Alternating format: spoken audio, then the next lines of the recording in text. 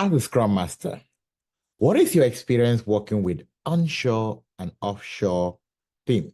This is a very important question, especially when you have remote and hybrid environment all across the IT. And this is a question you really, really want to pay attention to because you are going to likely encounter this in your next interview. Now, I'm going to talk about 5 different aspects you should mention so that your interview will have an understanding that you know what you're talking about, because there's definitely no way you walk across the IT field for about 5 years and then you've not experienced working with both onshore and offshore teams. Now, let's start by defining what onshore teams are and offshore teams are. And then we'll move ahead to talk about the 5 different aspects on what you should consider. But before we move ahead, welcome to the Scrum chat room with Dr. Francis Mbunya. If you're new here, click the subscribe button, click the like button, and make sure that notification is on. Weekly, I'm committed to sharing valuable insight that will help you get closer to that Scrum Master job. And now, also, check in the description. I'm holding a free workshop that will help you evaluate what you are missing in the gap in order to get your Scrum Master job. That's going to be next Tuesday. Check in the description and make sure that you are registered. So that workshop is going to happen on September 3rd. It's going to be a launch hour workshop, 2 hours engaging with you, answering your question. It's going to be direct on Zoom so that we can have that space together. Make sure you enroll. All right, so back to our question. Now we'll talk about onshore teams. These are teams that you're located within the same country. For instance, if all your team members are within the United States, now they are onshore team. Now, if you have team members that are outside of the United States, let's say in the UK, let's say in India, let's say in Mexico, they are offshore teams. The reason why the question is being asked, what is your experience? Because it requires paying attention to different aspects. One of the aspects is what we call facilitating communication and collaboration. Why is it very important? The way you will communicate to people within who are onshore will be different from offshore. For instance, I can send an email to my team at 3 p.m. if all of them are in the United States and everybody will respond. But if I have both onshore and offshore members, I cannot send an email at 3 p.m.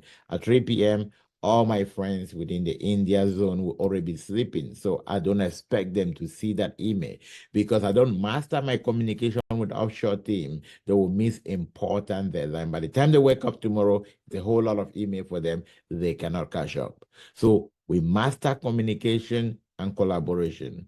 The next thing, I cannot be setting up a one-on-one with an offshore team member, let's say too early, or I need to make sure I understand the time zone and the availability.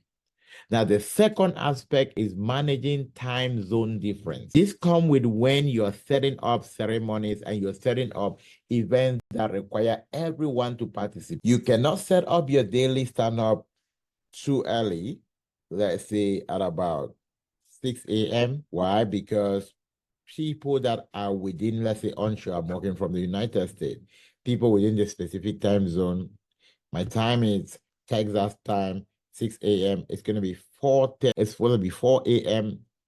California time, right? And it's going to be 5 p.m., 5 a.m. Mountain time. So time zone. At that point, my friends in India are already up, but then those who are onshore, they're not yet. So managing time zone. Now, the third thing you want to ensure is to do what? Supporting cultural sensitivity. This is one of the biggest goals of a Scrum Master, to be able to create a neutral environment where every team member can thrive. For instance, you will understand that based on our different background, the first thing you understand that we have different way we look at things. There are certain things that will be offended to someone from India and it will not be offended to someone from the United States, right?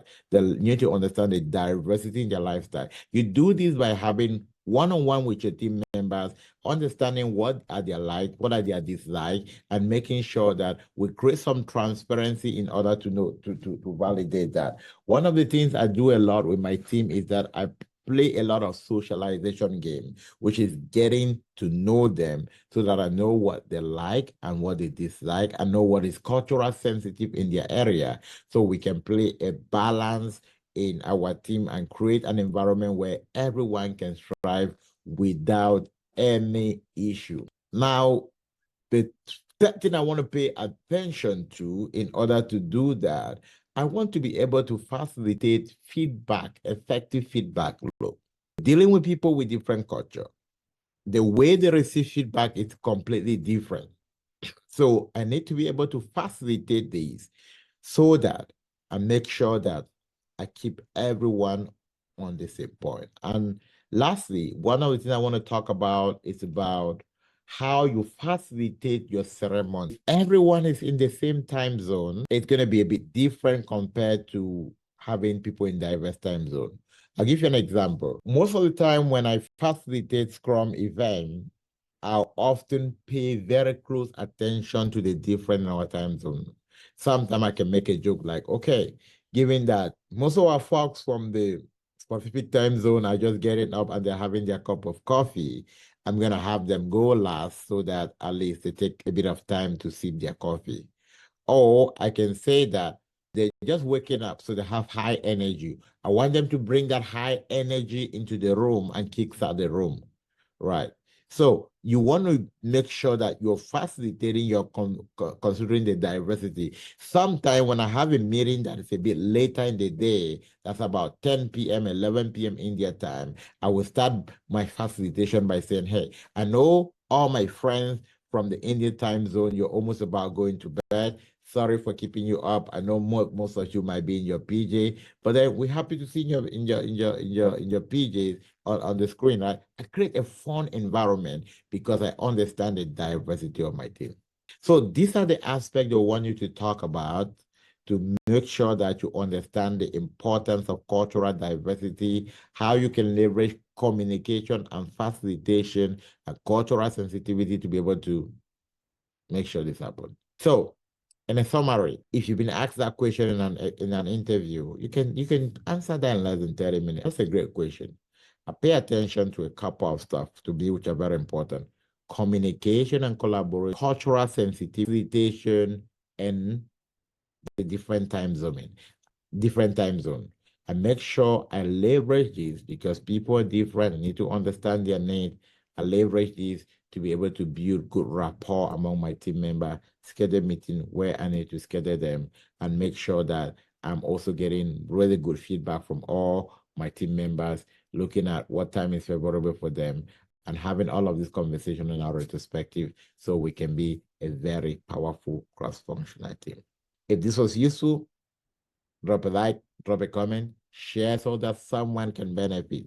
And remember, next Tuesday, 3rd of September, I am having a 2 hours meeting with you just to be able to answer your questions and go deeper to this is the roadmap to getting a Scrum Master job. I've helped more than close to 300 people get a job. I mean, those are those who have mentored personally. Many of you have just watched my videos and it's like, wow, when I watch this is what helped me. I've had so many testimony. So if you want to know exactly what we have been doing that is working, make sure check the description, sign up for that workshop. All right. I'll see you in my next video and do have a great week.